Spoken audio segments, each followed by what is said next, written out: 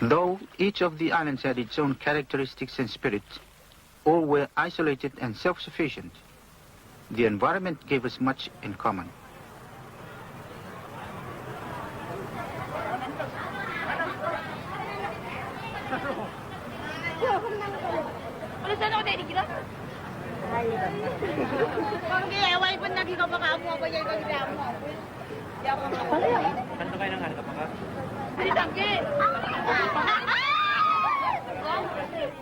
As Taro became the seat of government and the commercial center for the group, it has developed on urban lines, while the other islands, in spite of increased communications, have developed slowly and have kept more of our old way of life.